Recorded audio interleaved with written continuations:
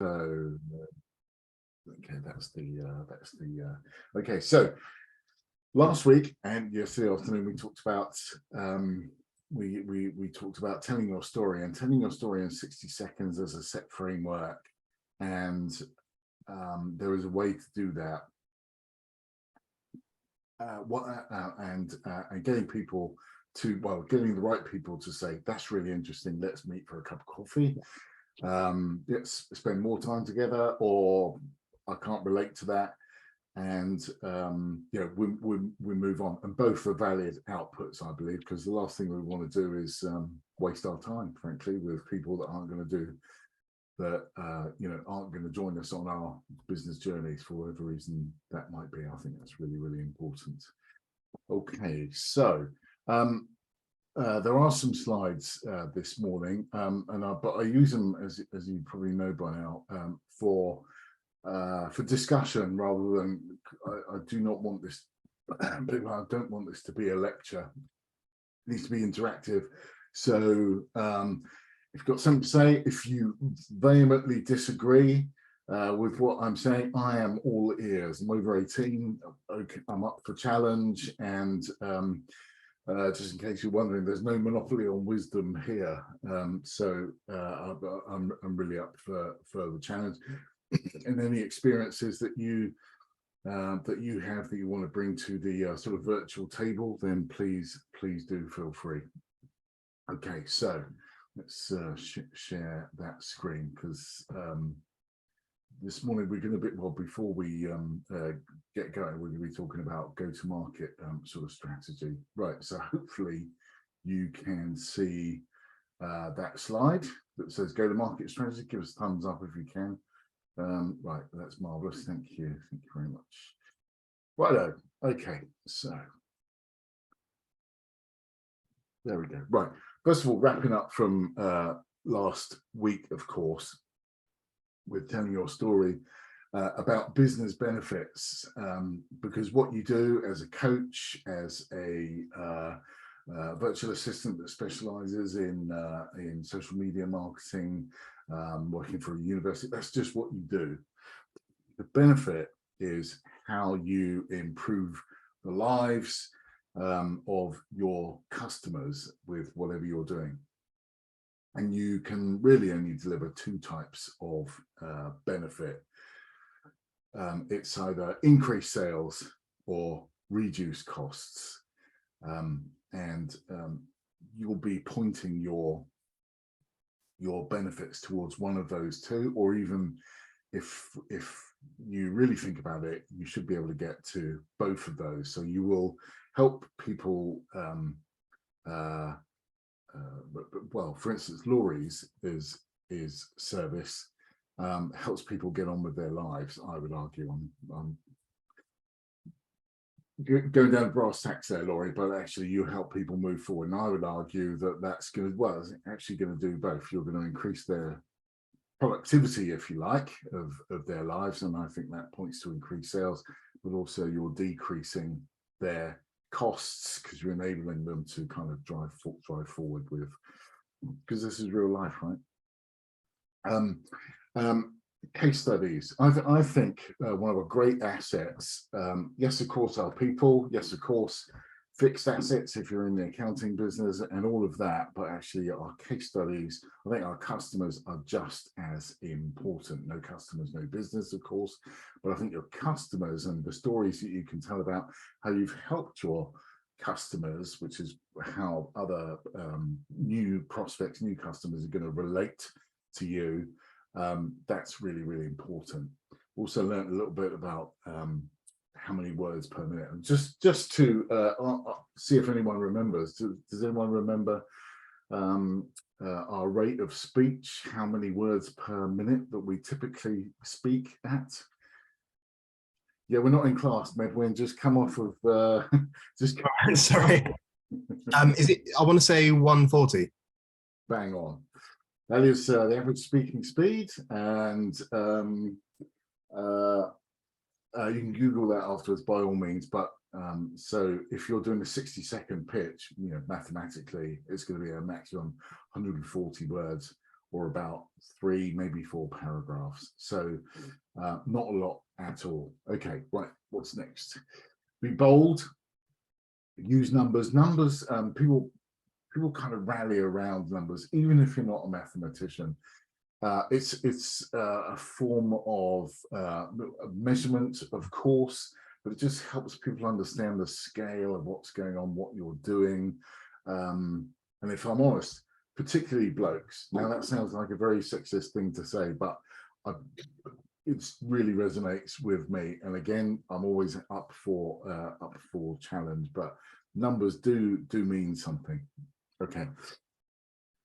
So what? So there's no room for excess baggage. Straight to the point. There's no small talk in a 60-second pitch. I'm talking about. Or BS, and I'm sure we all know what that stands for, or jargon. Jargon is, and we looked at a scene from Wolf of Wall Street last week, the Aerotime phone call, as it's called, where he did actually, the main character did actually use some quite technical language, but because he was speaking to someone who was investing in the stock market, there's a reasonable assumption that that person has some sort of sophisticated knowledge, particularly of tech, and therefore it was appropriate for the audience, and that was the measure. But if you're in a room full of a general audience, then you may want to be careful with your language, because you've got the communication happens when the other person understands, and so I might be doing everyone else a disservice, but it's best to keep things really simple. And I can't remember if I mentioned it last week, but I know I talked to someone about it yesterday. It's a very toxic subject, but the reason Donald Trump was able to mobilize so many people and be elected president was because it actually turns out, I'm not big onto online copy or anything like that. And Rebecca, you'll almost certainly know more than me about this, but there's an algorithm that they can measure the advanced nature or lack of the level of articulation of the speaker by the language that you use, the words that you use. And Trump scored so highly because he spoke at 4th grade level, which I think is about 7-8 years old. So and that's how he's able to make so many people relate to his message and engage, hundreds of millions of people around his, not just in the United States, but around the world. Anyway, so that's the point when we're all doing our stuff online. Does our language suit our audience? And that's another point that we'll go through, especially in number 4, module number 4, when we talk about qualifying, understanding, listening, communicating, in other words. Okay, so jargon. What's your call to action at the end of that? Is it, let's go grab a cup of coffee? Is it, let's jump on a Zoom call? What is it? Is it referring you?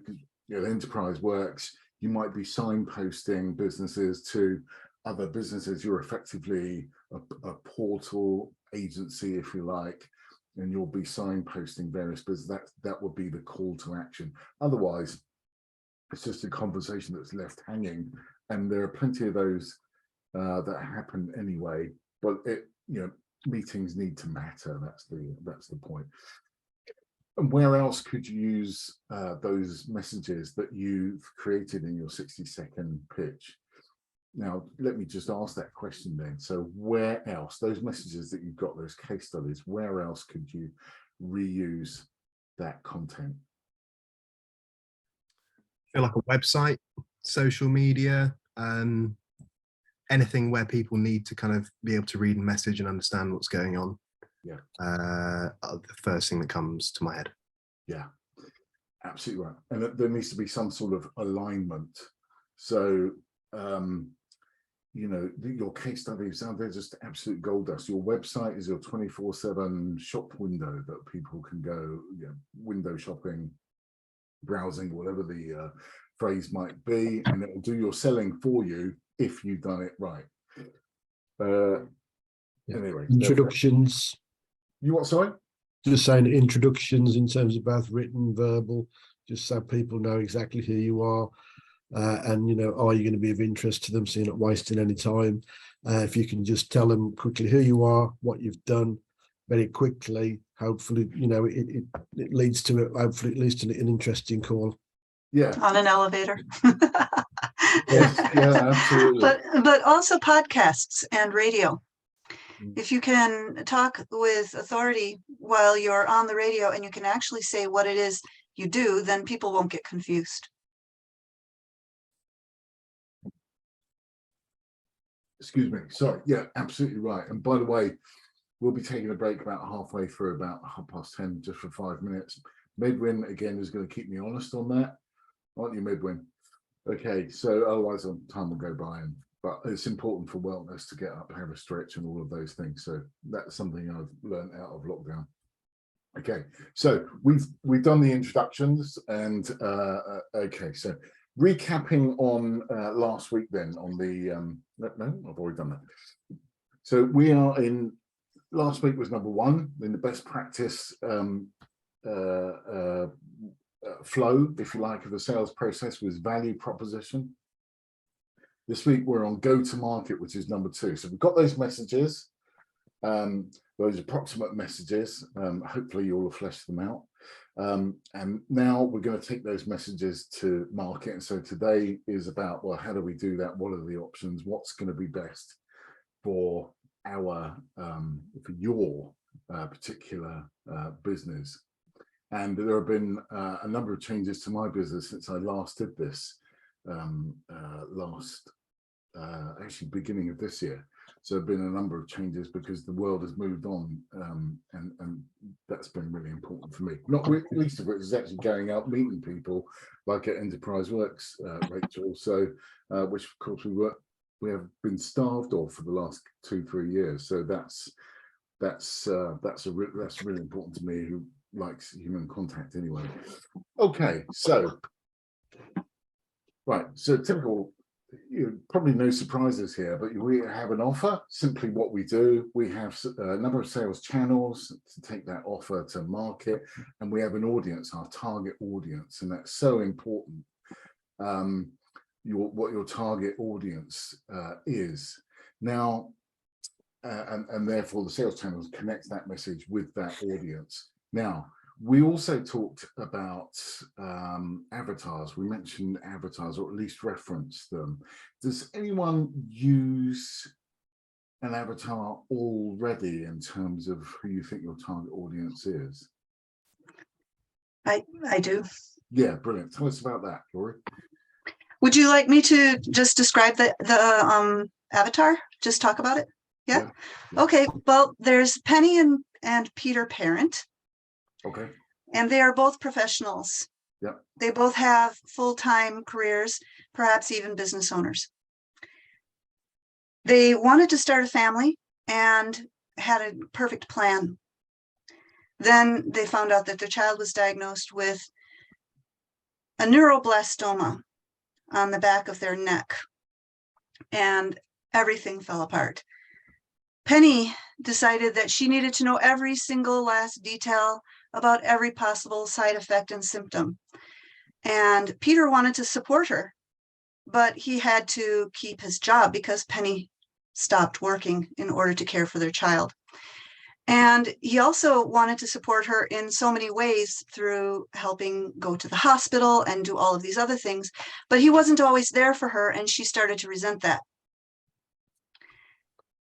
The doctors offered an option for them, and Penny wanted to go with it, but Peter said that's too risky. They couldn't agree on what to do. In this state of indecision and anxiety, they went to their own families. And of course, Peter's family supported him and Penny's family supported her, and the friends didn't know what to do, so they just left. Peter and Penny are now on their own, trying to do everything themselves because they've pushed everyone away.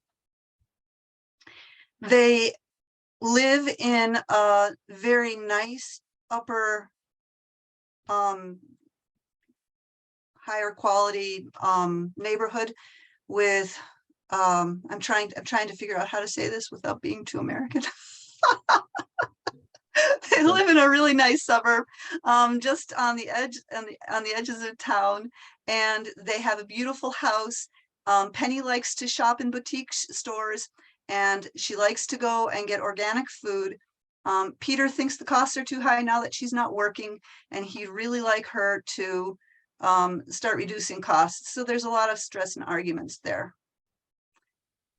Okay. They both have their own. They Laurie, both have. Laurie, just there. Sorry, avatars need to be much shorter than that.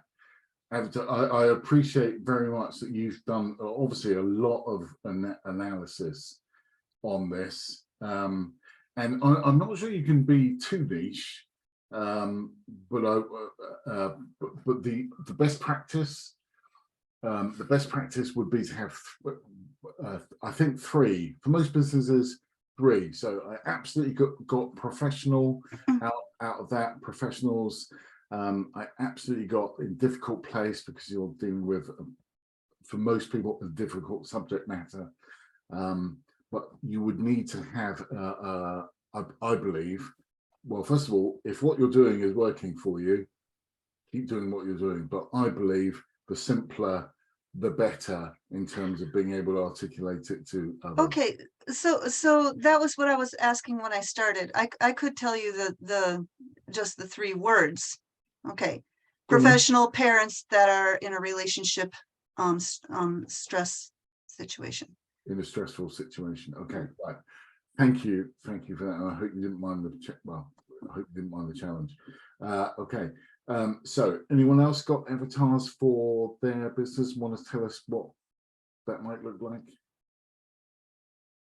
I've done some work before. I think it's typically, in terms of growing, it varied, I think, between sort of, it tended to be male, probably between 35 and 50.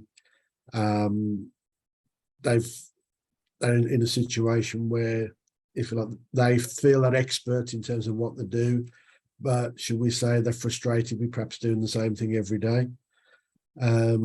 In terms of the exit planning side of the business, then typically it's an older age group, but very similar in terms of mindset. Probably the closer you get to exit, it's almost as if it's almost a desperation to escape, because you are just fed up with doing the same thing every day. Yeah, they do.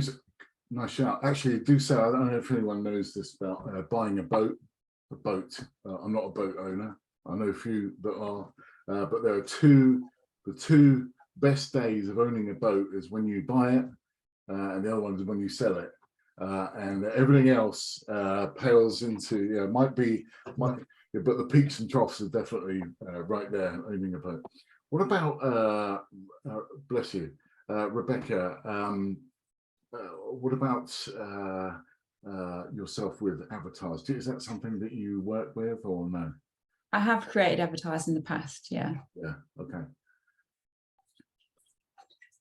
Would you like to tell us more or not? I can only remember one of them off the top of my head. I think it was Claire, and she was sort of, I don't know, between 30 and 50. Yeah. Running a business, busy, inconsistent with, I guess, social media and yeah. Yeah. So, anyway. No, exactly right. But you need to have an idea. I'm trying to lurk over here and not get involved.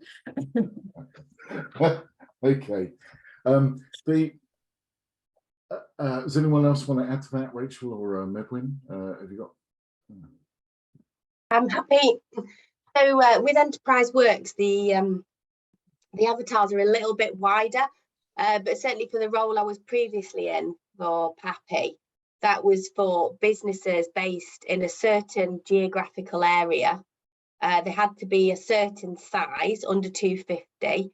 Yeah. They had to be of a certain sector, so i.e. one of them was manufacturing, and they had to be looking to develop a new product as well, and they had to be purchasing equipment such as a CNC. So for certainly the grant that I was previously on, it was really easy to create the ideal business and know where you needed to go for that type of business. Whereas with Enterprise Works, we're looking for kind of, you know, newer entrepreneurial businesses, but then we're also looking for more established businesses who can afford training, those who can offer opportunities for interns. So there's quite a much bigger pool of businesses that we're looking at for Enterprise Works. Yeah, and that's not easy to get to the bottom of. So prior to your Enterprise Works world, it was very structured. It was, yeah. It's probably nothing's ever easy, but it's probably simpler to get to you've got to look like this or this. The point is, it's taking you through the process to think about who do we want to land. Midwin, what about you on this? So ours, I've never actually used the word avatar before, but I'm sure it's something I'll start using now. Okay. For us, it's very much, you know, our kind of three fish, I guess you could say, that people we're looking for. We've got the DPOs of local government. Sorry, DPO? Data protection officers. Okay, that's jargon. That's jargon. Yeah, so data protection officers, people that are in charge of making sure essentially that people within the organization or people that the organization kind of oversees, so in many cases everyone, it's their job to ensure that data is kept safe, and everything that the council, for example, is doing is fitting within that. So that's where we come in to give them the information that they need to know how to do that. So I guess it's kind of both fairly straightforward for us and quite complicated, because we also have charities and small businesses as well. But our kind of general overview would be people that have boxes to tick for training that they have to give their staff, essentially. Really good that you've got those defined. If I can tell you a bit of personal experience, I had when I did some work for Lancaster University about 5 years ago. Again, one of those organisations with thousands of people in, etc., etc. One of my parts of my role was to do stuff and sell master's programs, but also to engage with the local business community. And Rachel, I'd be interested on your numbers around this, but I previously worked on Canary Wharf, which is full of big investment banks and all of that. So going to Lancaster was a world apart in a really, really good way. But the average size business around Lancaster, 4 people. So a very, very different sort of landscape. I'm guessing, Rachel, pretty similar where we are around York and Birmingham as well, where I was previously. Lots and lots of very small businesses. Excuse me. So the learning that I got was what my passion was. I'm going to take all my selling skills and experiences that I've got over the years, and I want to, there's the key word there, I want to work with these kinds of businesses, probably less than 9 people, may not even have a sales team, a formal sales team as we would know it. Everyone sort of mucks in, if you like, and the directors go out and see customers, and somebody does customer service and all of that. And and if I'm honest, I struggled for the first, well, the pandemic probably didn't help, but I struggled to attract that kind of avatar. And then a call out of the blue that I get from BT, not really an SME, but a call that I get from BT to come and do some work for them. The learning point was, it really didn't matter. The market didn't care what I wanted to do. The market had a different idea. That was the bit of learning. And then Lancaster University, I'm just about to kick off another piece of work there on a sort of part-time basis, overseeing something. So my point is, the market will look at because you don't have to speak to someone to know what they're all about. You can go on their social media, you can go on their LinkedIn, you can find out loads about someone before you actually engage directly with them.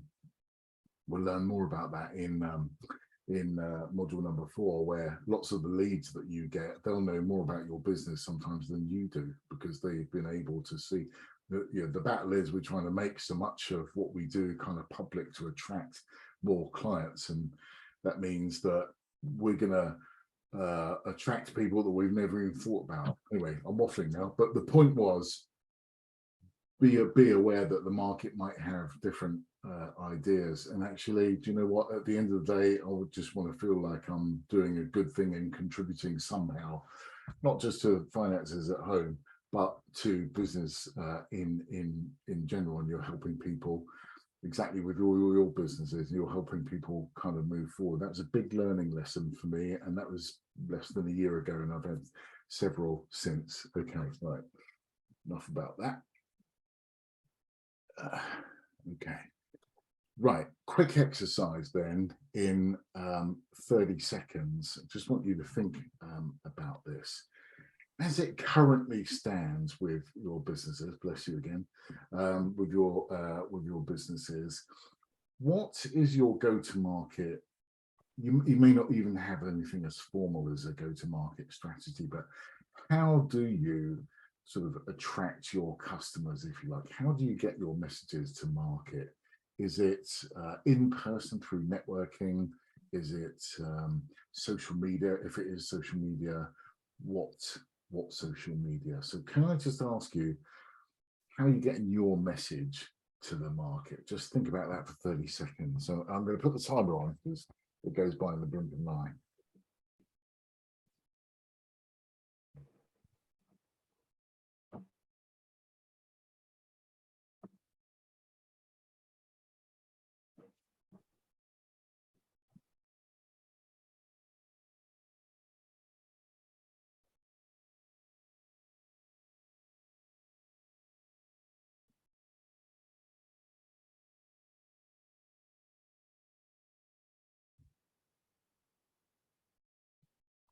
There we go. Okay, so quick exercise. So as it currently stands, who wants to go first? I don't mind. Thank you. I've just written down referrals, websites, LinkedIn, Wallaxy, network. That's quite a few sort of channels to market. And actually, what's Wallaxy? Automated campaigns on LinkedIn. Ah, right. Okay, so it's LinkedIn, but just a different way of doing it. Thanks, Darryl. And That's just thinking about, if I thought of all of my current customers, they would have come from those different pools, if you like. And that's a really good thought process about how does it get your last 3 customers. There's always or the last 10 customers, where did they come from? So you're actually monitoring whether your go-to-market strategy, well, you're actually figuring out what it is, because it's a reflection of what happened yesterday. Okay, thanks for that, Darryl. What about anyone else? Anyone else want to volunteer what their go-to-market channels are at the moment? Mine is Instagram networking and referrals. Instagram, yeah. Now that has left me behind truly, Rebecca. And can I just ask why Instagram? I'm not sure. I think it was just my social media platform of choice when I started, and then I got to know people on there, and I just worked. It does very well, I think, in terms of, so for example, I'm working with an online retail business. They do a lot of trade via Instagram, generating sort of various sort of affiliate programs through it. And I was speaking to somebody recently, and I haven't used Instagram at all. And they said that really, we should all think about, using spreading the message a little bit wider, because you know that the breadth that you've got these days, and even if you don't personally like them, there's still a lot of obviously prospects on those platforms. Yeah, it's a good point. I think Instagram's a really interesting one. Actually, Rebecca, throughout the next few weeks, it'd be really interesting to hear what you have to say, because sort of we would quite like to start using social media, but the nature of what we do, it might just, I haven't been around long enough to know if it would work, but for us, it feels like it's not something that could really take off. So it'd be interesting to see how you kind of operate, and on that side of things, would be really interesting, because it does look, at least to me, like it could be a really good tool for a lot of businesses to get their stuff across. I'm seeing lawyers and insurance people on TikTok. Okay, I'm laughing because I'm on TikTok. My kids think it's hilarious that Dad's on TikTok. But the I'm point missing is, out. I am. You what? Sorry, I'm missing out. I need to sort of take the plunge. you need to get down. That's what you need to do. Yeah, I think I that- reserve the right to be embarrassing, Medwin. So, by the way, my first job when I left school, I was a DJ, and which is not something I put on my resume necessarily, but that's so I quite like TikTok. The point is, the point, and we will do this, and if anyone else wants to come in and share. The point is, you go to where your customers are going to be, not what you want to do. What, as mentioned with the BT thing, I was trying to work with very small businesses because that's what I was most passionate about. But actually, the market had different ideas. We need to figure out where our customers are, our most likely customers. I don't know enough about Instagram. I'm on there, but mainly to sort of receive information more than post. But it is interesting, and there are a number of people that's their only channel. That's all they do.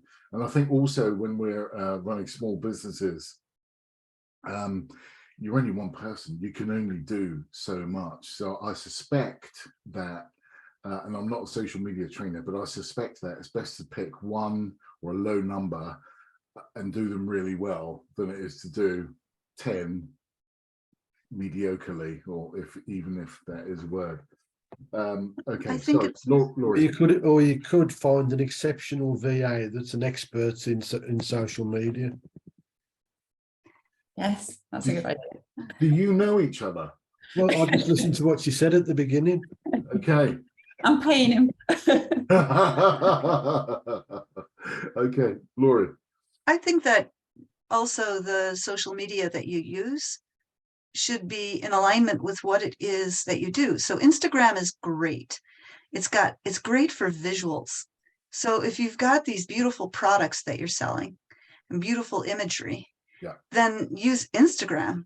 That's what it's made for. But if you're going to be doing podcasts and talking to people about raising awareness, go to Clubhouse. Yeah. You select your social media wisely. And I chose LinkedIn because it has LinkedIn audio and it's a professional platform. So the two of them combined, I mean, it's just zeroed in on what I do.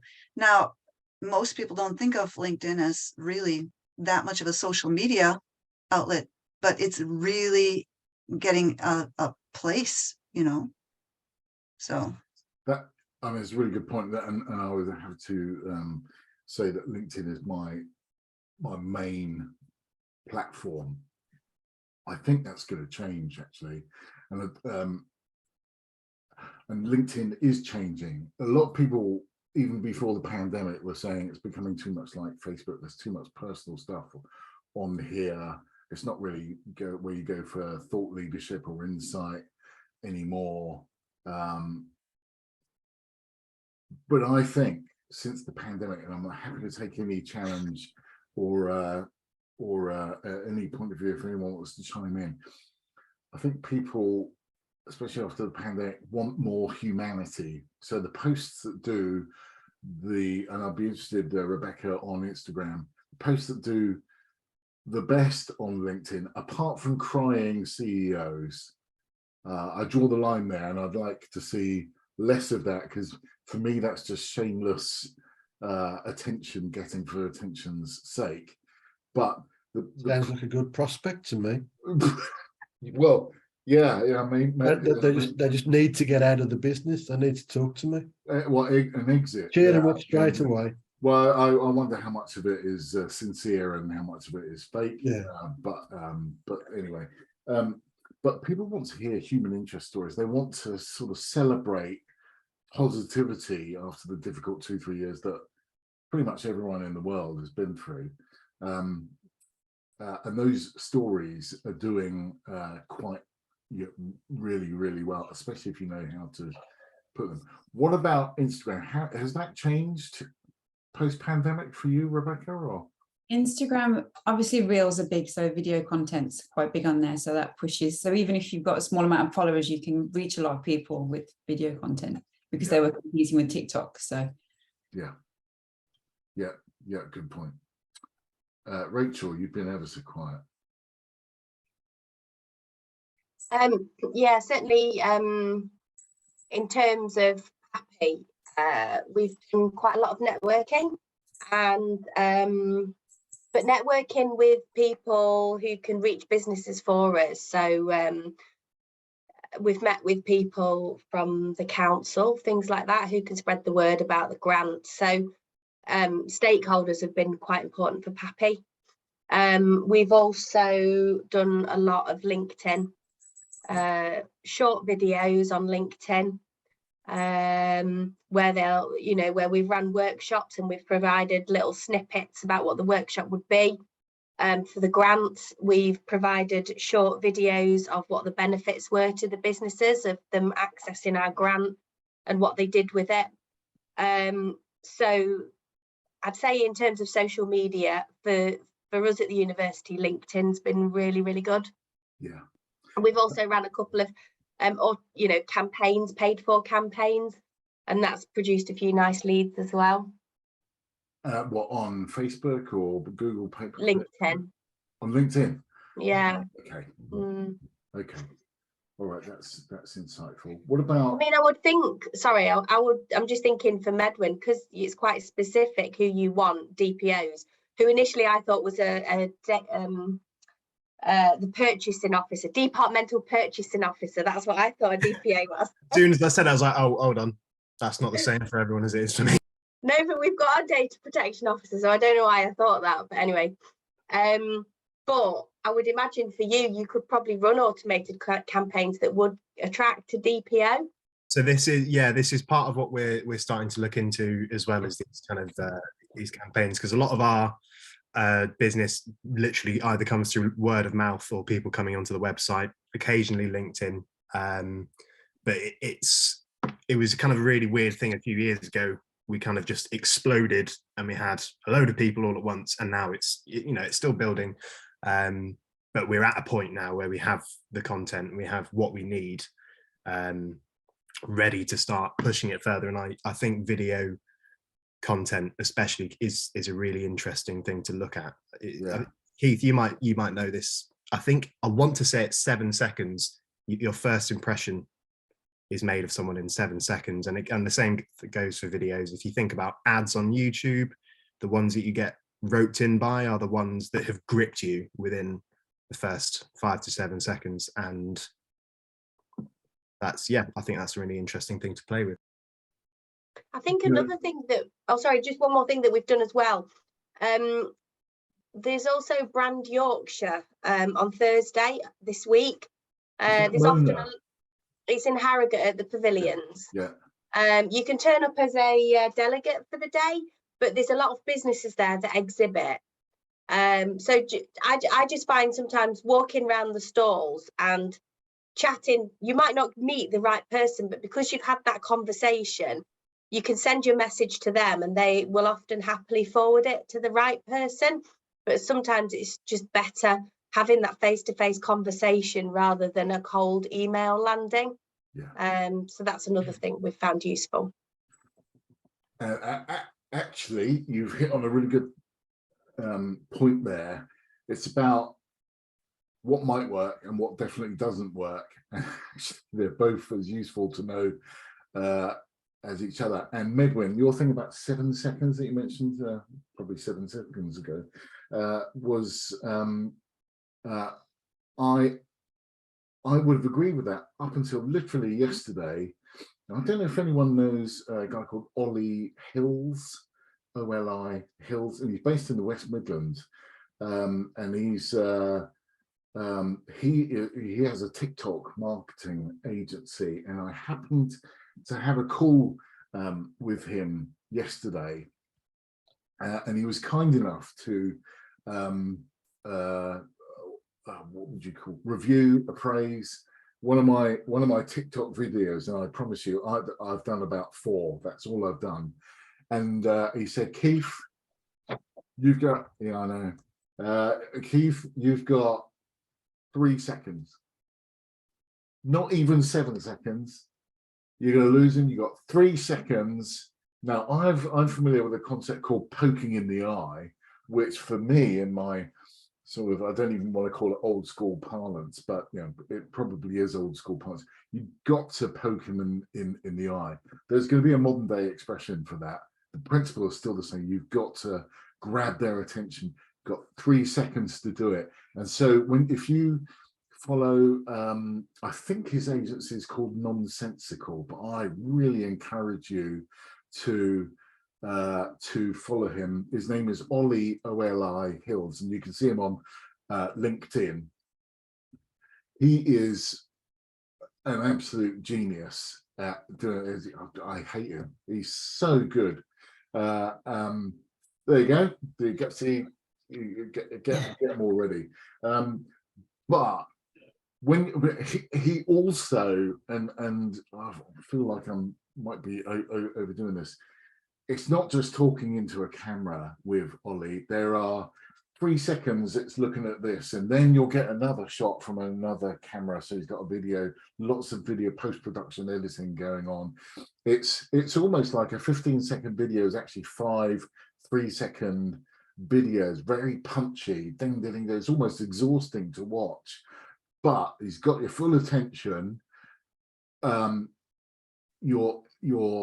He's in your consciousness, and the next time you're going to be looking at developing a new marketing channel, and I think I don't think he's landed Tesco as a client. I think it might be, it's not in his avatar set. They're probably a little bit too big for him to take on at the moment, but he has just done a review of one of their latest campaign. I think they're advertising, you can win the chance to be the voice of their self-service checkouts. Yeah, okay, so you've come across that already. I you know, with the way the algorithm works, there's no reason that Tesco should have come up on my page on TikTok this week. But when I saw what they're doing, I was like, yeah, it's very quickly they're getting you in within 3 seconds, like you said. Yeah. So there's point is to be aware of what's going on and what's working and all of that, and it is so fast moving now. That is something that you either want to embrace, and I'm really interested in the process of change and learning more anyway. I suspect I'm still a teenager at heart, but it's always with where are your customers, your likely customers hanging out, and with salespeople. And we are all in selling. I do believe we're all in selling, but when I see account managers and what I would call people that have sales on their business cards, so they sell for their company, account management or new business or whatever it happens to be, I see them hanging around in LinkedIn, commenting on posts by other salespeople instead of commenting on posts by potential customers. They get confused, and it seems to be unique to salespeople. I suspect the It's not vast- unique. Coaches do it too. Oh, do It they? drives Oh, me there you half go. insane. And I'm wondering, why are you wasting time on other coaches? You're just like stroking each other's egos. This is stupid. Exactly right. We kind of feel useful and listened to, and all of those things. And I suspect that says more about us than it does, you know. So not to be a little bit snarky here or anything, but we're talking about marketing right now, right? Yeah. I mean, that's what social media and all of that is. So what is networking? Is that marketing or is that sales? You're on mute there, Medwin. Sorry, I was just like, I like that. That's a good question. Yeah. Yeah. I'd say sales. You think what networking is sales? Mm, That is a really interesting point. And I learnt this from another sales trainer, who I'm not going to name, but in the West Midlands. And I'd be interested for everyone else's point of view on this. Is there has always been, for as long as I've been in sales, there's always been a sort of attention, TNSION, not attention, but there's tension between marketing and sales. And there's almost certainly some overlap. And depending on what company you're in, what market you're in, or it depends, well, how much or how little overlap. Daryl, you and I, with the greatest respect to everyone else, we've probably been around long enough to been around in companies where there's zero overlap. They're doing one thing, sales are doing another, and you know, it's all a mess. But I believe marketing's job is to get salespeople into a one-on-one conversation. And I could live with that definition. I'm happy if any marketing people want to sort of challenge that, but actually that's not a bad working definition for me, as because all of those marketing, and this is not a marketing course, is really based around winning customers and, well, I'd say sales, but of course there's a bit of marketing in it. The conversation we're having now, awareness, which is what you're talking about, Laurie. And Rachel, with networking, you're unlikely, I think, to actually win a deal at a networking event. I have to say, Medwin might be the exception here, because Rachel's colleague Amy introduced me to Ben, happens to be your dad, Medwin, at a networking event. And I didn't win that customer at the event, but I did have the call to action about, let's have a Zoom call, and here we are. So it is interesting, and for me, networking is a bona fide business development activity. And I think, Rebecca, you've also mentioned that you go in networking. Of course, that could be in person or online these days. Anyone else want to chime in with that? I did, but it's just, so I'll come back. Okay, it's a moment of genius, but it'll come back to you. All right, Rachel, but networking is obviously a really big thing for Enterprise Works. yeah, I think I just feel it's sales, because often the people that I would meet at networking were the ones that would give the business as such. But yeah, I do take on board your point that marketing's job is to get salespeople into a one-to-one meeting. Certainly, if I was to go networking for Pappy, I wasn't going to meet the MD at a networking event. Yeah, that is a really good point. But you might connect with that company, learn more about them, and then decide you do want to pursue that company. But I feel it also could be sales, because you're in that face-to-face situation, and you've got to have credibility for them to put confidence in you to then either pass your email on or whatever you want them to do with the marketing collateral that you've got in your hand as such. Yeah. I think of networking in a different way, and maybe it's because of my business. Everyone in my network, if they come in contact with me, I offer them something, not something to do with my business, but something that I can do to help theirs. And when I do that, when I help them, then they can get to know me and decide for themselves whether if I polarize them, they love me or they hate me.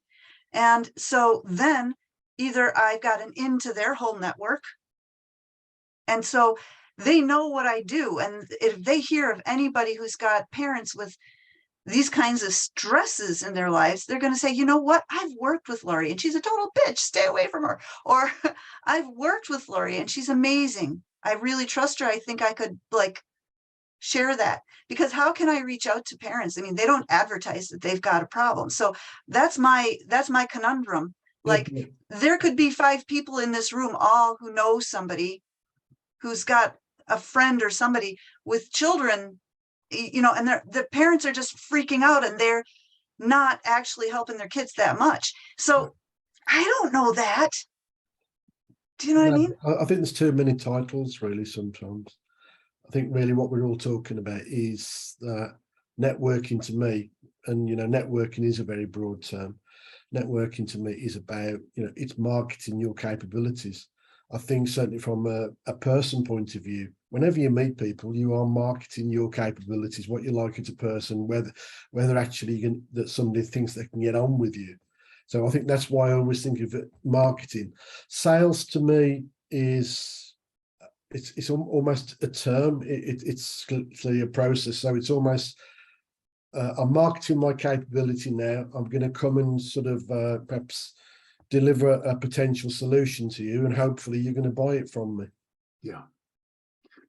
That's a really good point you hit on there, Daryl. Does anyone come across a phrase called know, like, trust? Yeah. Okay.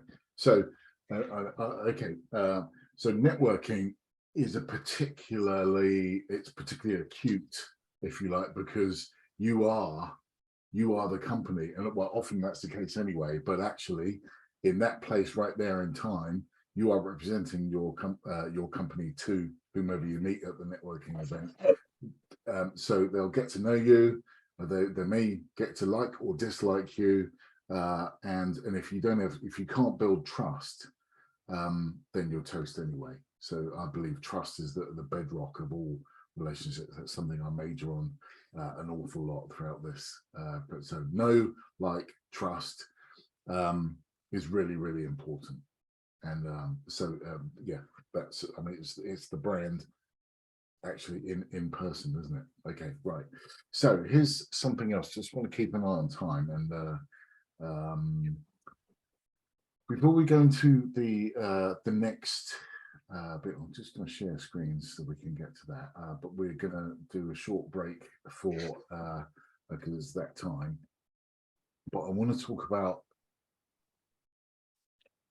this. This is a really key part. Has anyone come across a business ecosystem? Yeah.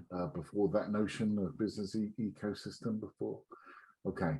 So we're going to take a 5-minute break now, but we're going to come back and we're going to look at this and develop that and figure out, by the end of this session, we'll figure out what our ecosystem looks like, and maybe that'll give us some insight as to what direction we should be headed in. Is that okay?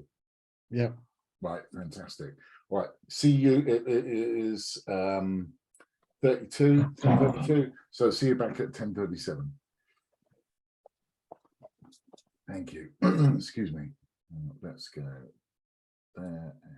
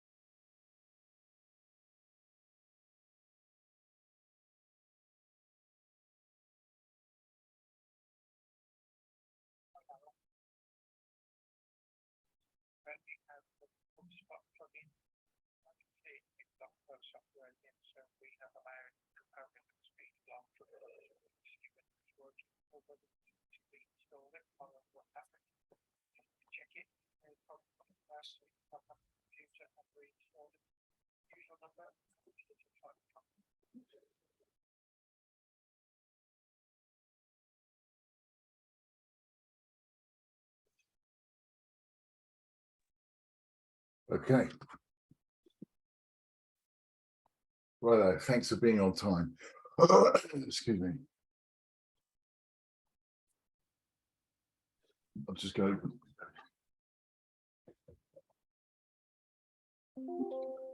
Just realised the other day, I think it was Thursday, we had a conference at the Guildhall, and Yeah. I went upstairs. I think I was going to grab some tap water or something, and Rachel was there, and I had just met like 20 new people, and Rachel was like, "Oh, hi, Edwin, how you doing?" And I was like, "Ugh." And then I think it hit 1 o'clock, and I was walking out the building, and then something just snapped in my head, and I was like, "Oh my goodness, I've just seen Rachel in person and spoke to her as if she was someone in the conference." And I was like, "Yeah, I'll see you in 5 minutes." I apologise to her at some point for that. Oh my God. I'm glad I'm not the only one that does that. Yeah, Too many people. It's too many people. yeah, there is. It is really difficult. Somebody taught me, it's not quite the same thing, but it happens a lot, especially when you're networking. And also that sometimes when you've only met someone on screen, it's a totally different experience, almost like meeting a new person when you actually meet them in person.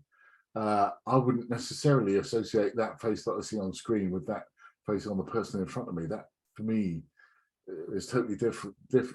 Totally different.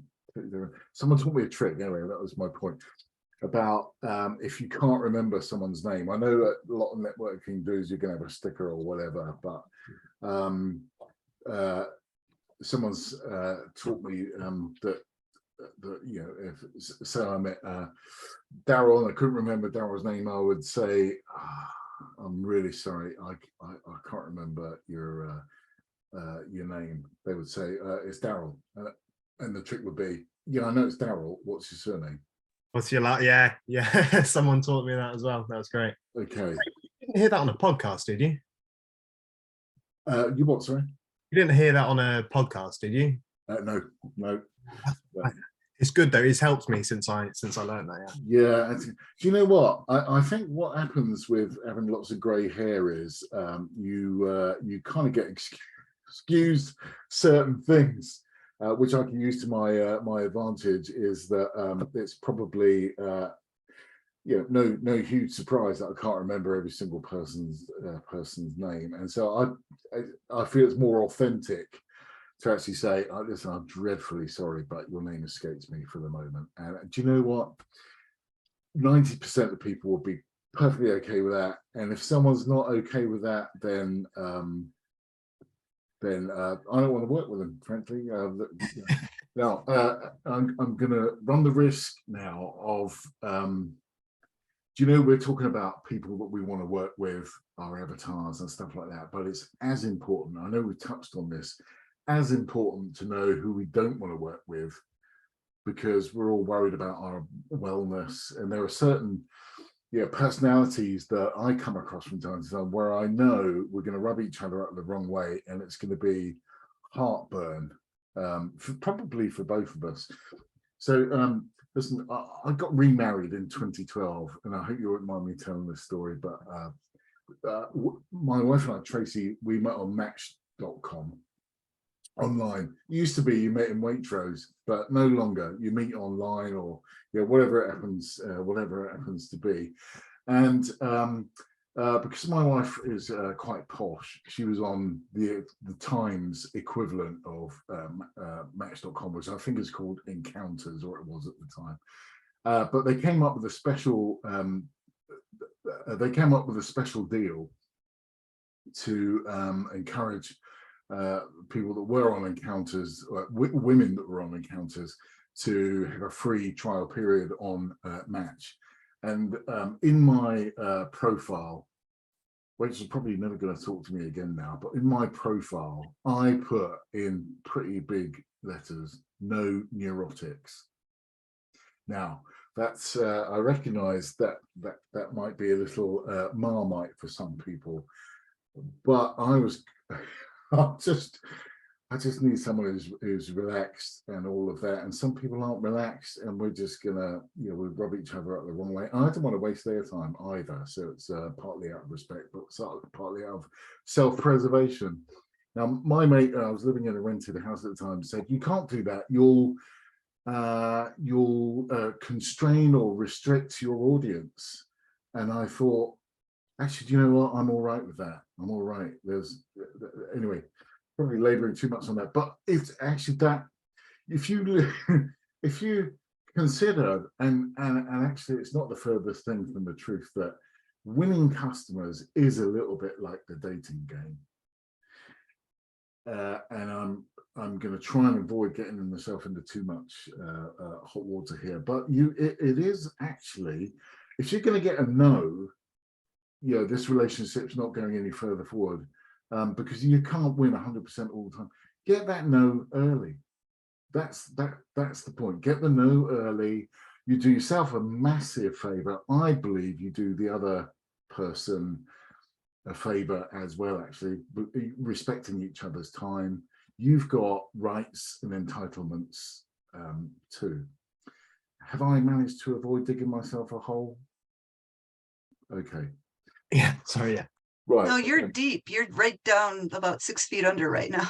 Fantastic. A And question. yeah.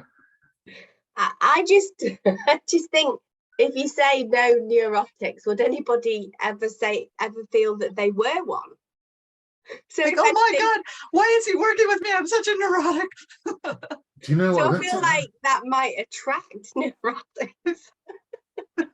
Well, Well, he's got one here. yeah. Do you know what?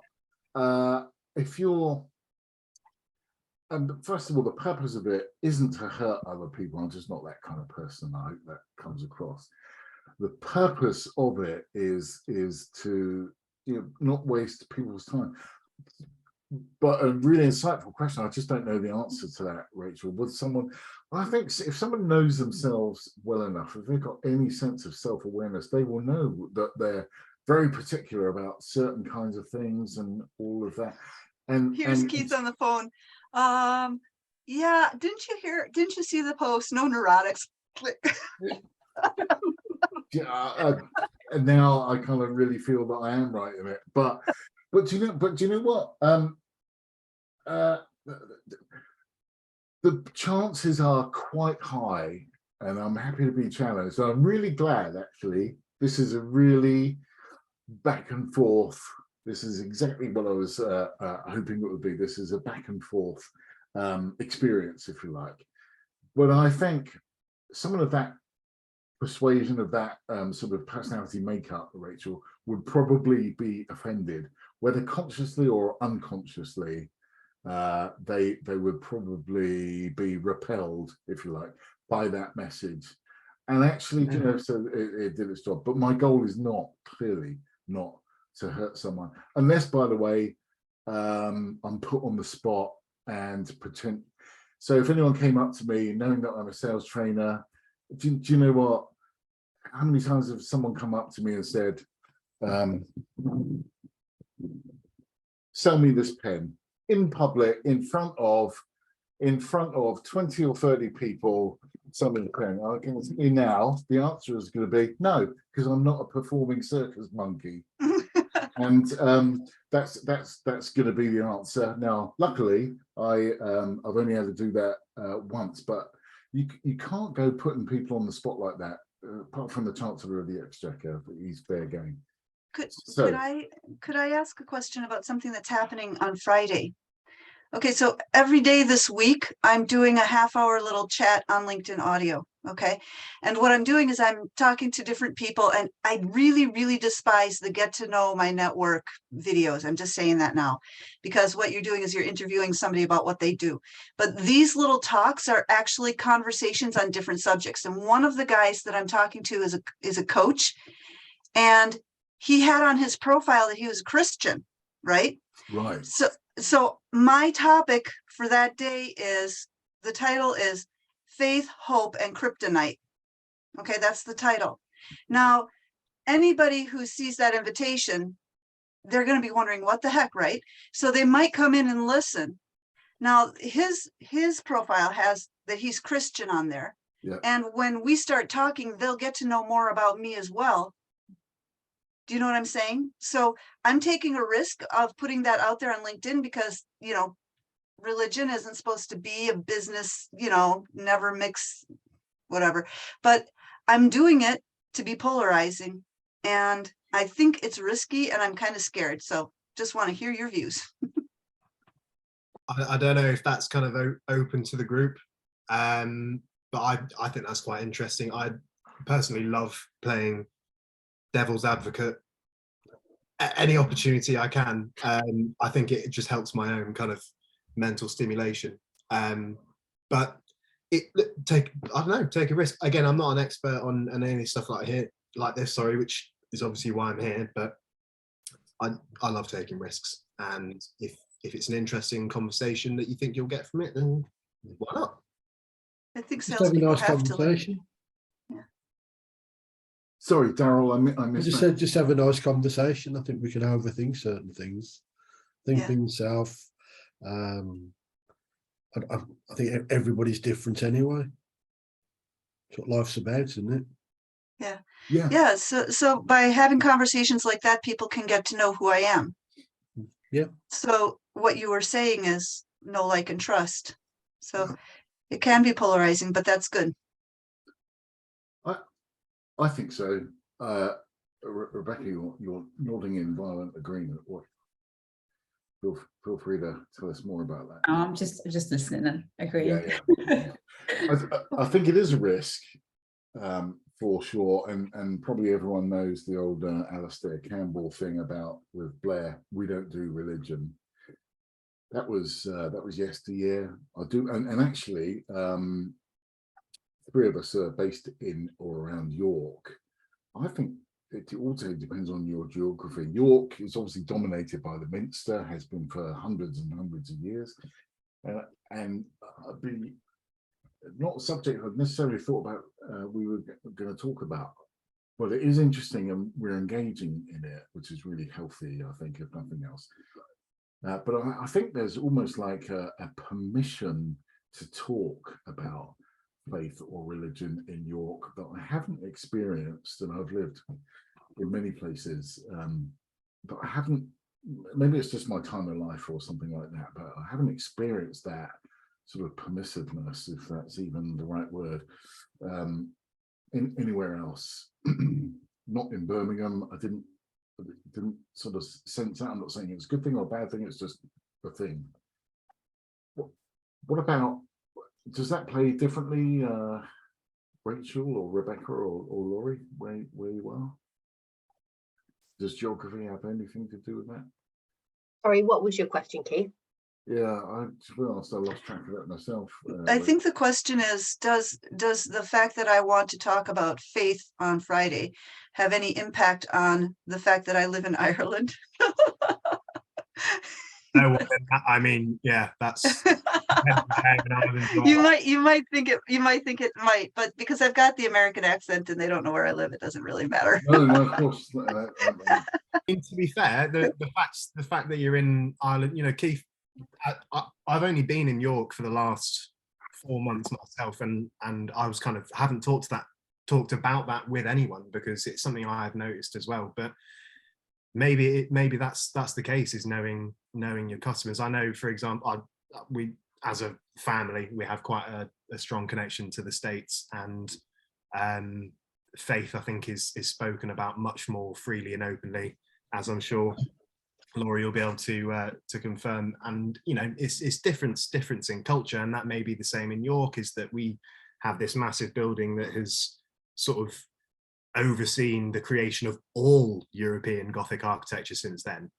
And you know, like even my great auntie in Switzerland, who is religious, almost sees York Minster as a kind of place to go for pilgrimage, because it reminds her so much of Bern Munster.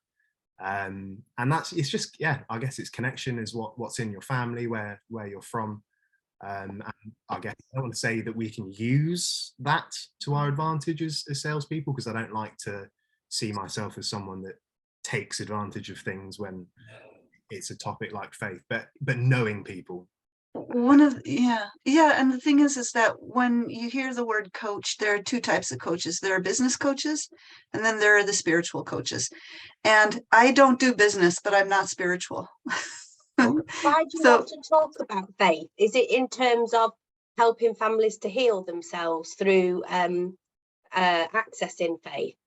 Well, what I'm going to be doing is I'm going to be talking to my guest about why he's put that on his profile and what it means to him. And through the conversation, we can maybe discover a little bit more about my journey, which is I started coaching, and in coaching I did Mind Valley, and that's all, excuse the expression if it's, insulting, woo. And I'm not all about the metaphysical energies, affecting the way we behave with one another. I believe that it's just attitude. Yeah, exactly right. But I think, I'm sorry to leap in there, but I just want to make sure we kind of get everything covered today.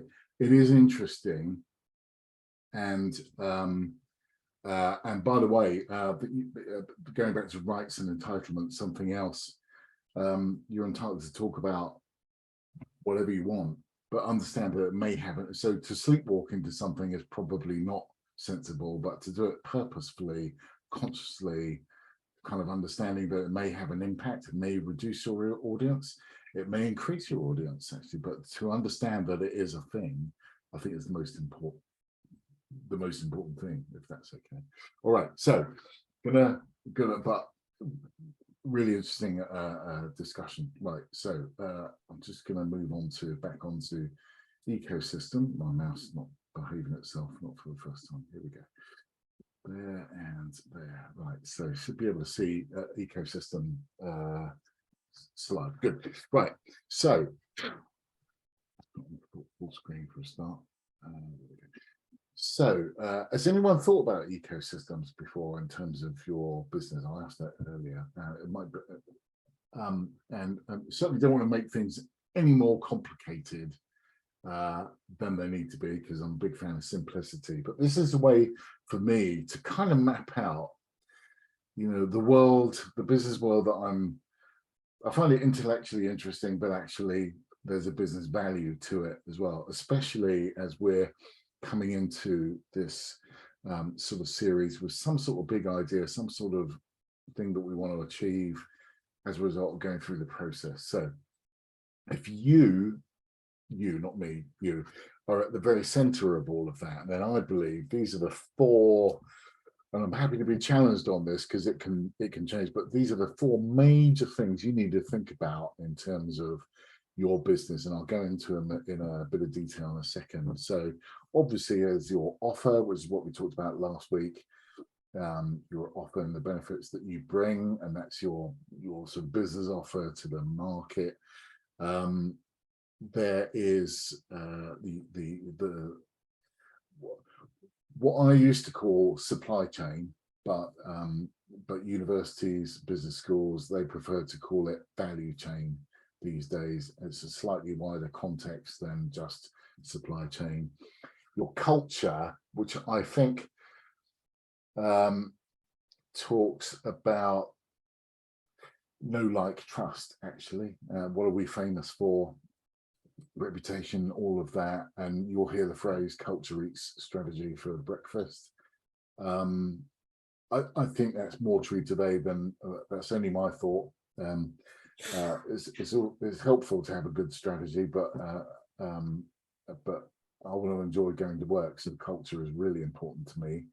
And then there's the external market, and I'm going to break these down. And by all means, by the way, have you received PDFs of this? You should have received PDFs already. I'm trying to get, and Sue is organizing me. So the goal was, well, the idea was that if you get these in advance, then you might be able to, print them out, write notes, all of that. So I hope it's helpful. Okay, right. So external market dynamics. And it's a really big subject, but actually we are all exposed to them, whether we realize it or not. Now, that's stuff, I define that as stuff that's going on in the world, in the market, that affects you, but you have zero control of. You just need to be aware of it. Can anyone recite any examples? Anyone think of any examples? The green movement. Wow. Okay. Yep. Anything else?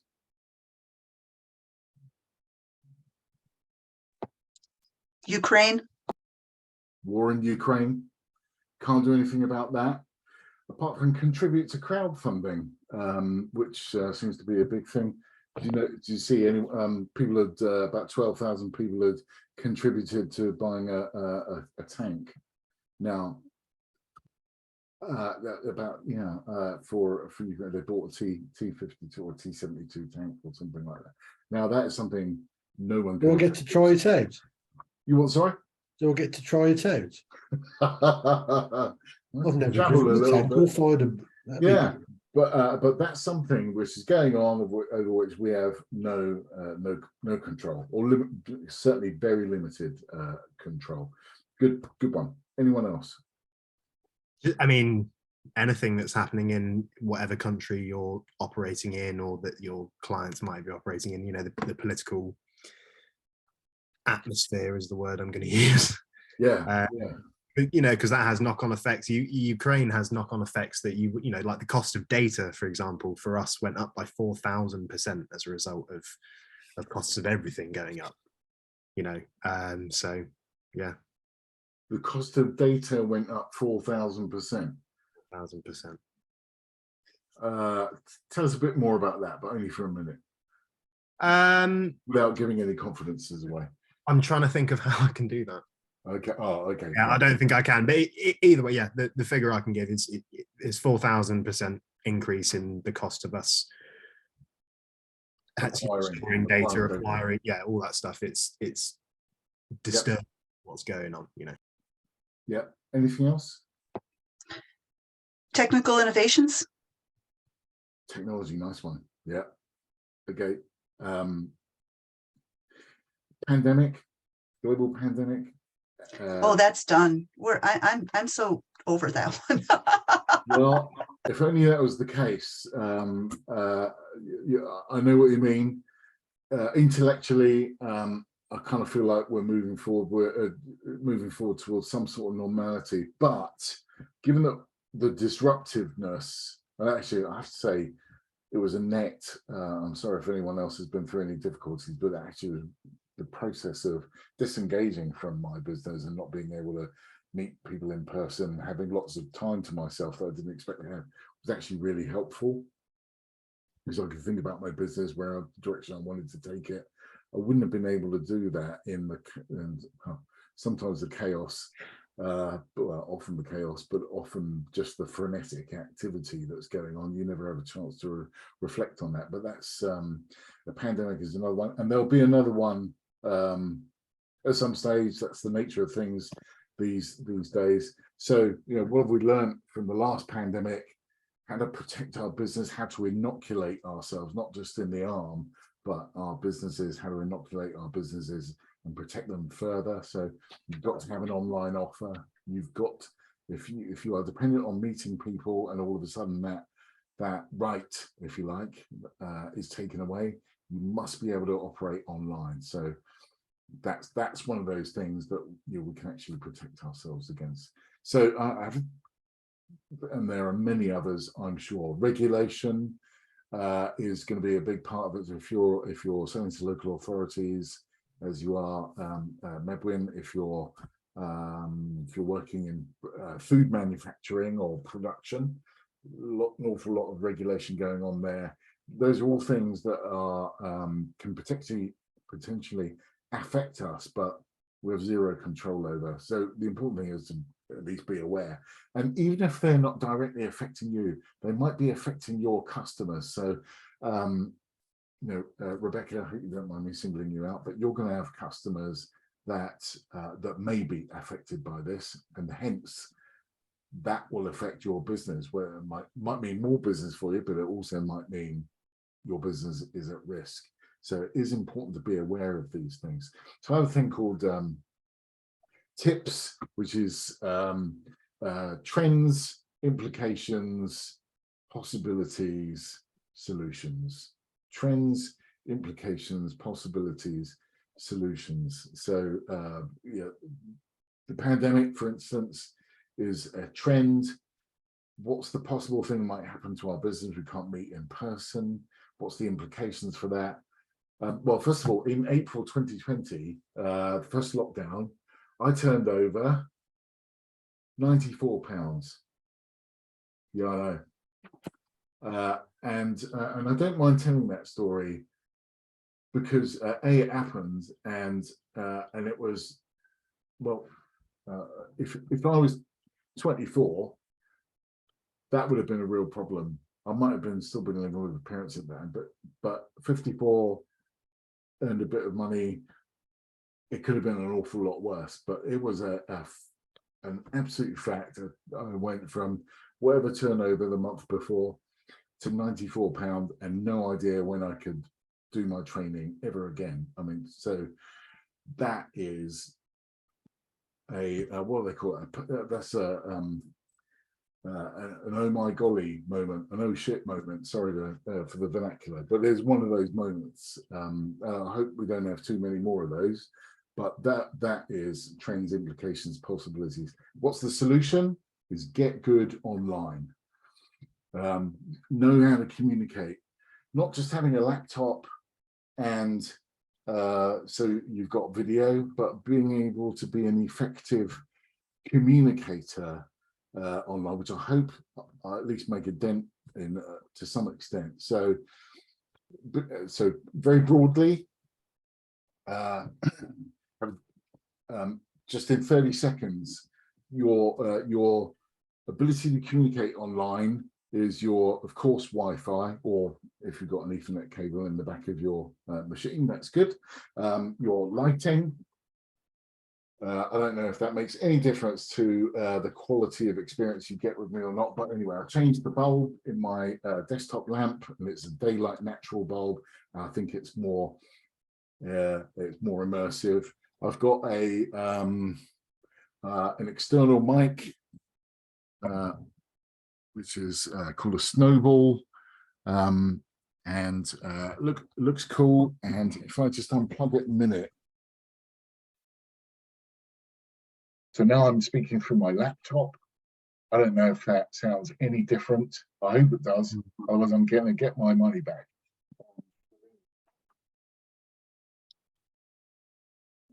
Should be back on the old Snowball now. So it's much better quality. So being able to do business online is actually about the absence of distractions. So and there, one person is going to feel a little bit sensitive about this, but there are no pets running across my screen. And if anyone's got a cat, a pet cat, and it comes up and nuzzles you, lovely, but that's not the angle I see. I see something else. And yeah, okay, so for those of you who just got yeah, I'm not seeing the nice end, I'm seeing the other end. So but that's about being knowing what's going on when you're communicating. It's about, I'm looking into that light at the top of my laptop now, so it feels like I'm talking to you directly. This is me looking at what's on my screen, my presentation, and instantly because I'm not looking you in the eyes, the quality of communication experience is seriously degraded, but it happens an awful lot. Check it out next time you're doing a one-to-one with someone, when because not everyone understands this. I used to work for a bloke called Martin Lewis, not the money saving expert guy, Martin Lewis, who read the news out on the telly 20 years ago. Very fortunate to say, anyway, I've just condensed what he taught me in 18 months into about 1.5 minutes. But anyway, but that's knowing how to communicate. Why is that important? It's important because we're trying to build trust. Trust is at the bedrock of all relationships. And if you can communicate and you can build trust by looking someone in the eyes, because if someone's not looking us in the eyes, we're always wondering, why aren't they looking us in the eyes? It's really important from a human connection to look someone in the eyes. Okay, right, I've majored enough on that now. But anyway, that's the point, communication. And you can do something about it. Your culture. Now, we're all fairly small businesses here, and I kind of get that. But you're going to have the way that you behave, if you like, just a microcosm of you. If you're good to deal with, if you're great, if you're really communicative, all those things, your culture is an asset which will help you win business. Now that sounds obvious, but I want to give you an example of when I worked for a company called EDS, which was an outsourcer, and quite a very Marmite sort of brand for everyone in the technology sort of industry. And we won a deal at Rolls-Royce, the aerospace part of Rolls-Royce, not the posh cars. And I got this feedback from the chief information officer of the firm. We won a deal, and when the chief executive said, "Why are you recommending EDS?" He said, and forgive the vernacular, he said, "We need them, they're bastards." And I don't apologize for that. That culture of thou shalt not do it this way, this is the way things get done. That's what that company needed. Our competition was HP, who were known as a lovely company, almost like dealing with the civil service. Well, ordinarily, that would be a real benefit.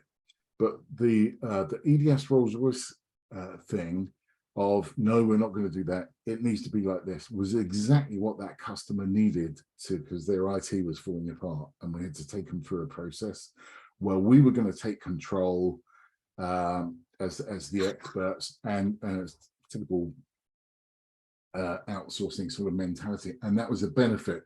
Again, the point is not to sleepwalk into these things. The point is to use it purposefully to win new business. That's really, really important. Anyway, so your culture is a component part of that. The excuse me, value chain.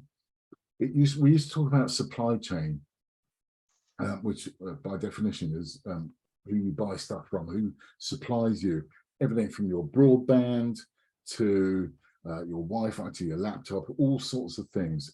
All of that is suppliers to your business. If you go networking groups, we talked about networking quite a lot.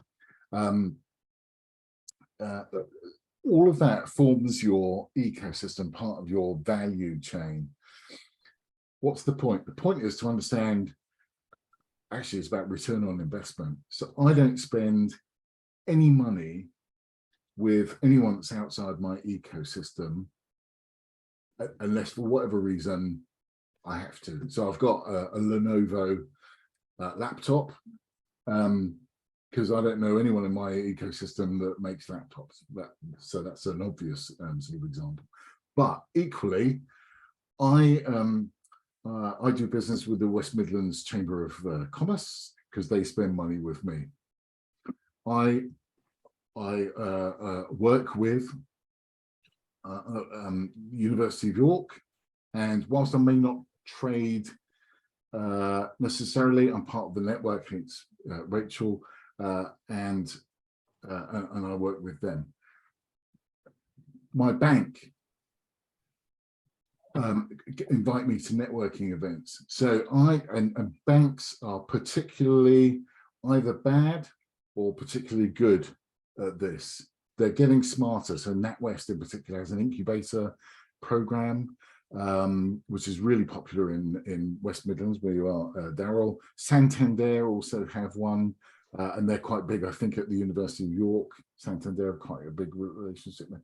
So, and mine's with Barclays as well. So they've just done something with digital, I think.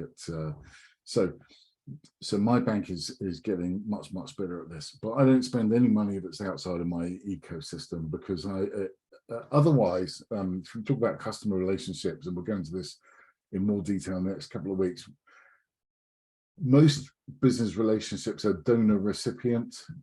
They pay you some money, you provide a service, and it's very transactional.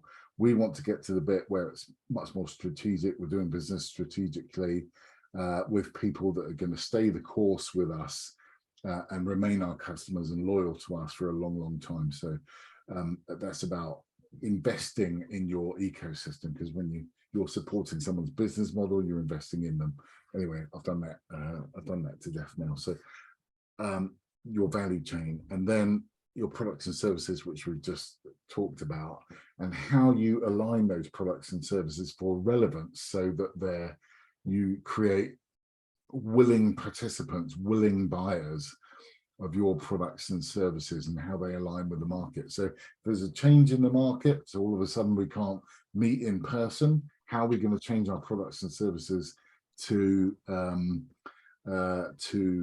adapt? I suppose that's the word I'm looking for, with the changing market conditions. What are we going to do about that? What are you going to do about your business?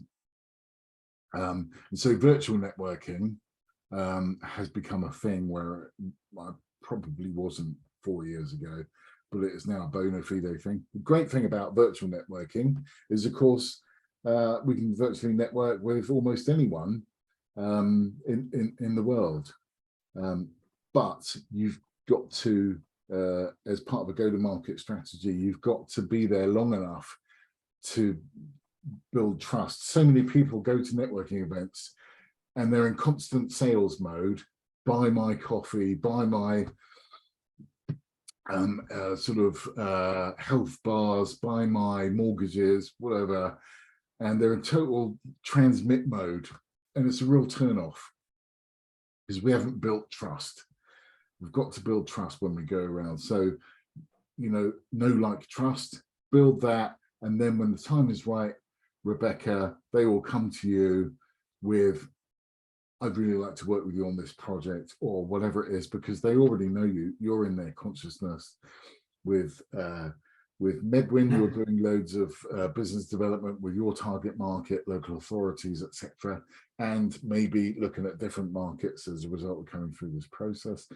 With Laurie, if you're networking as well, whether it's online or in person, you'll be building trust. You'll be building your almost like brand authority around your subject matter, so that in the unfortunate event that people require your services, and I use that respectfully,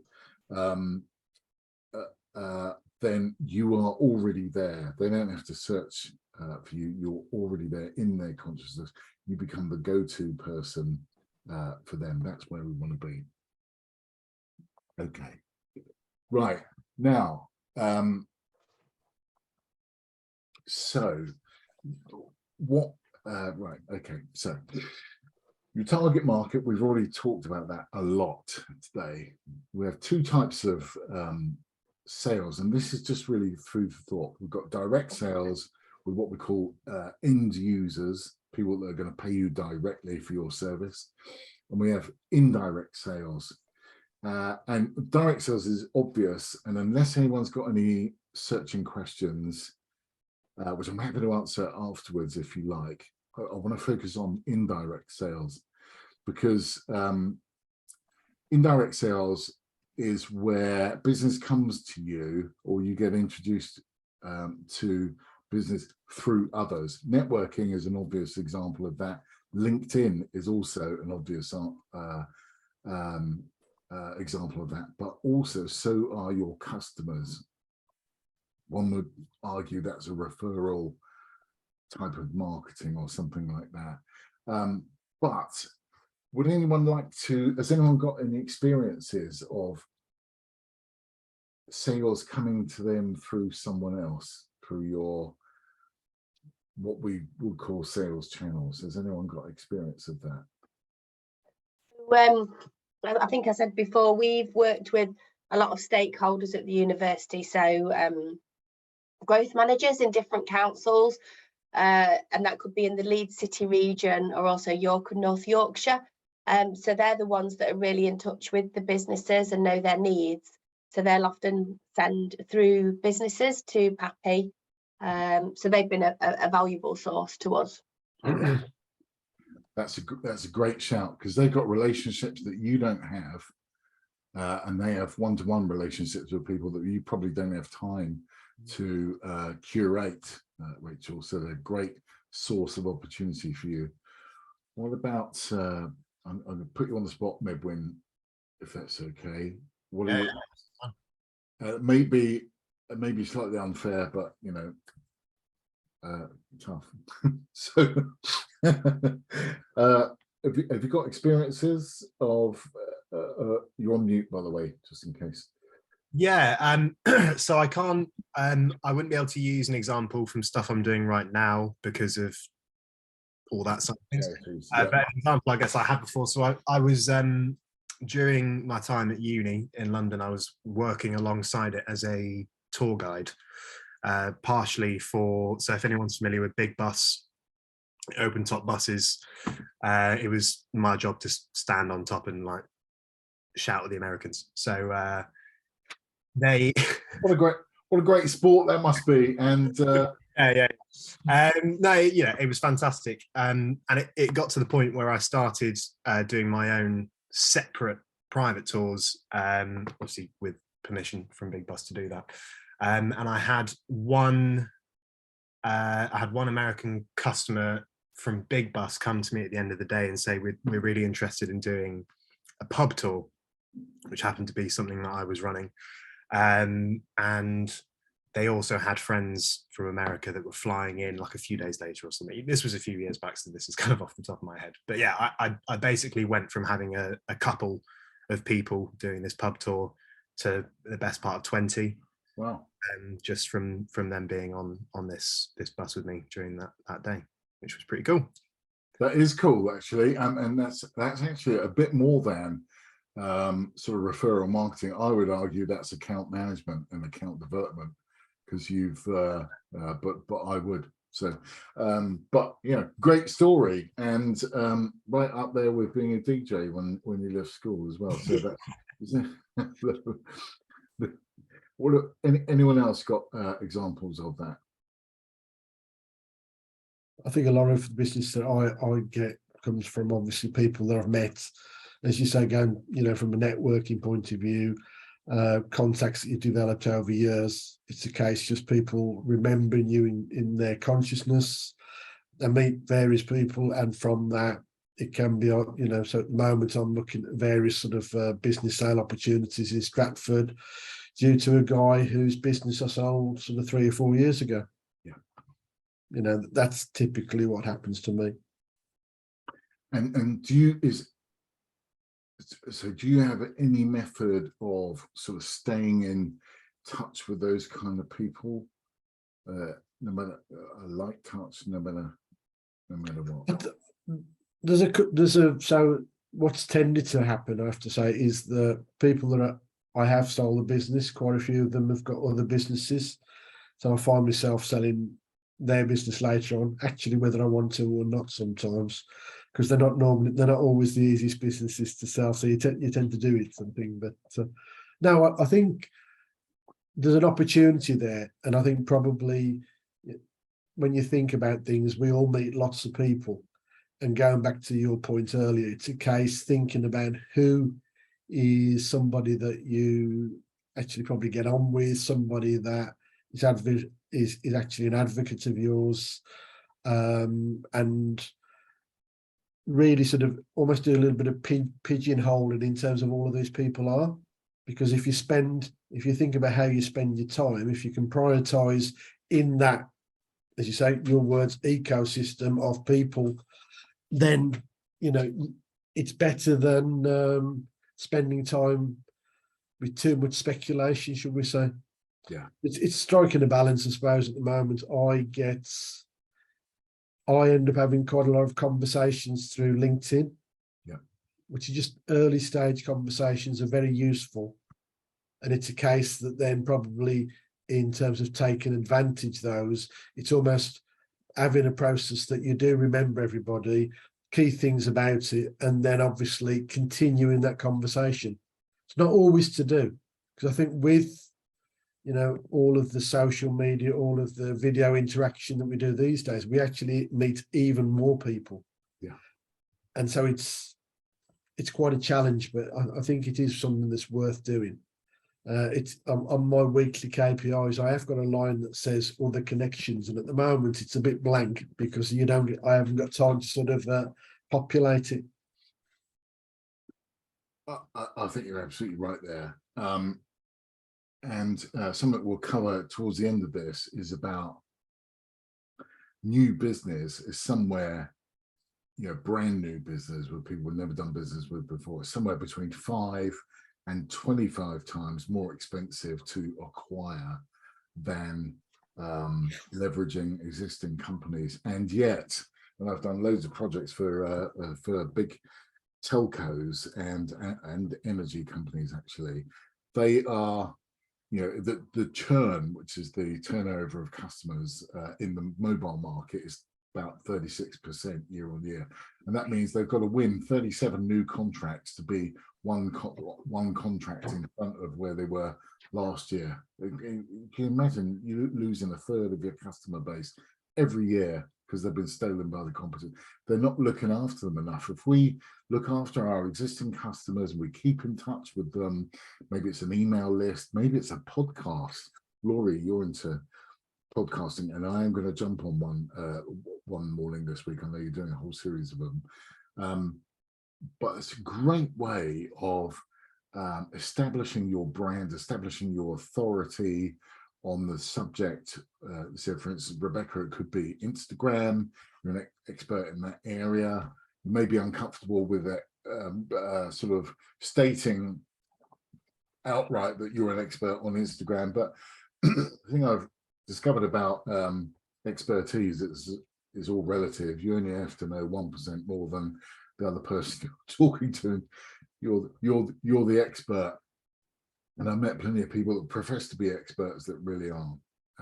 And so, but I'm guessing that that wouldn't apply to you. You know Instagram far better than, certainly far better than I. So I think podcasts are a really interesting avenue to explore. And if anyone knows any podcast coaches, there's a guy called Pete Morgan who does lots of. Do you know Pete Morgan, Daryl? Or Yeah, I know. Of Pete. He's ex-BBC, which works for most people. I think he's excellent. We've probably got people in Yorkshire that also do that, but I think podcasts are an excellent way to as a broadcaster of material. It's pretty, you can do it on the run. you can choose 5 minutes to half an hour or whatever it happens. I think shorter is better. And as a consumer of podcasts, I can listen to it in the car. It's really easy to consume. It doesn't take all of your attention. I think it's a really important avenue to explore, to get your brand authority across. And if you're, maybe now put this out for consideration, given that you've got actually quite, I hesitate to use the word dominant, but you have a big market presence in local authorities, that might be a way of staying in touch with developments in your area, and communicating with most of your customers all at once without one-to-one conversations. Yeah. That's it's actually really interesting you said that, because I personally from the non-business side of things, I'd frequently listen to podcasts as a form of entertainment, form of educating myself, whether it's on the walk to work or driving to London or wherever I need to go.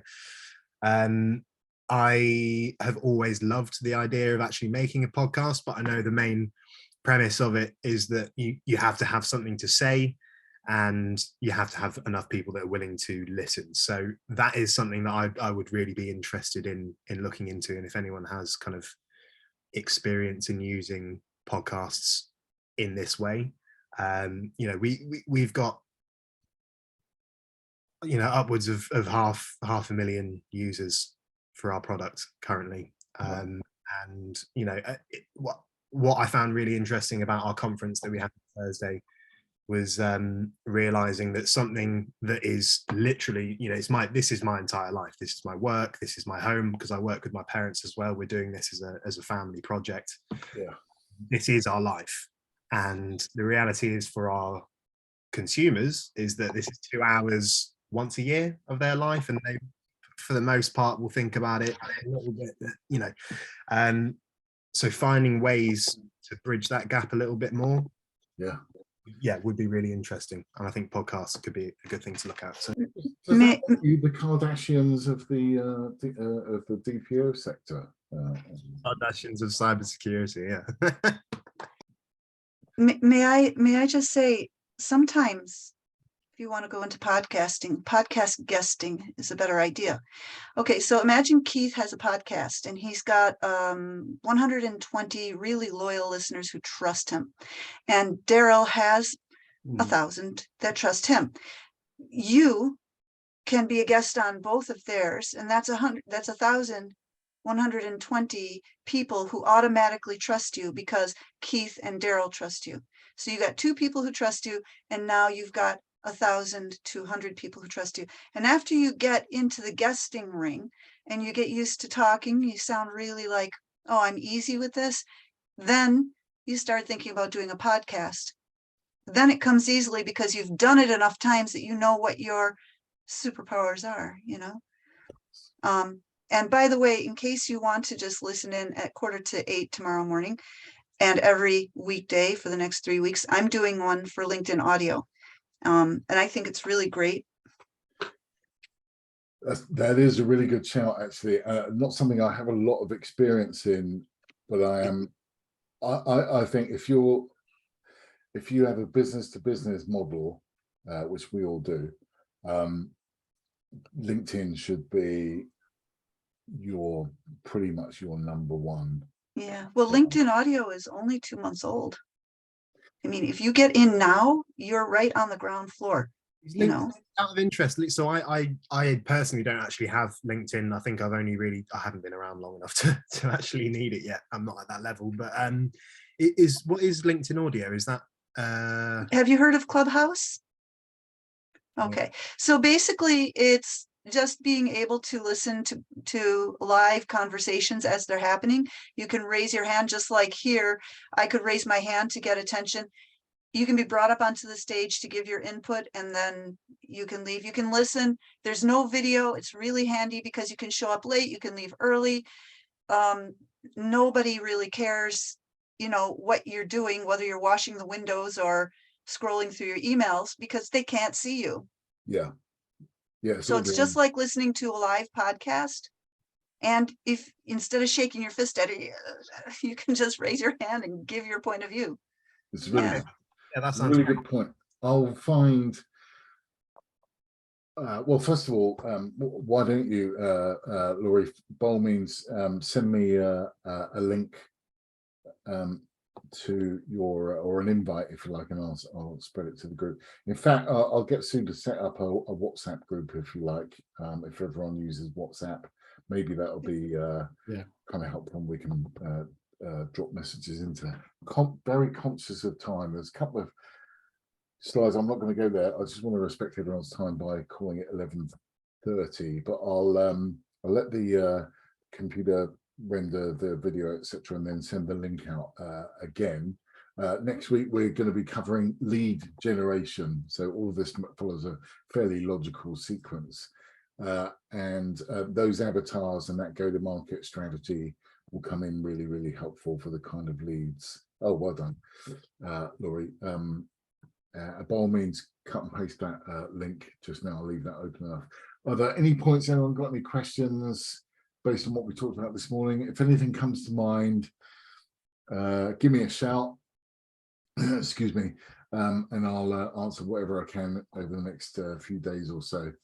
I did have I know obviously also quite wary of people's time. I did have a very, very quick thought when we were talking external market dynamics and stuff that can contribute to, I don't know if this could affect anyone else, but the rising interest and momentum in this kind of idea of the rejoining of the Celtic nations.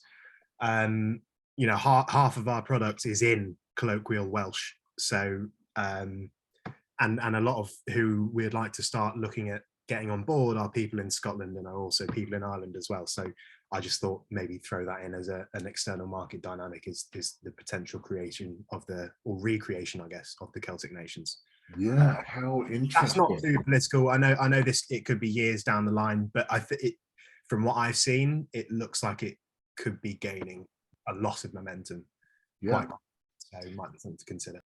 No, it was a really good shout. And I know when I watch Politics Live on a lunchtime, which is a new thing since lockdown for us, many of the conversations, certainly from the Senate, are in Welsh and they have a translator, and that is a new thing for me, and that's fantastic. You're observing those trends, and you're doing something about it and engaging with it, and that's a perfect example. So thank you for that. On that note, sorry, a couple of minutes late. Apologies about that, but I'll do this thing. I'll get the link out.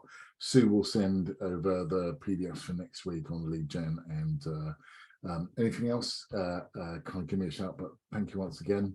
Hope that's been helpful, and we'll see you again 9:30 next week.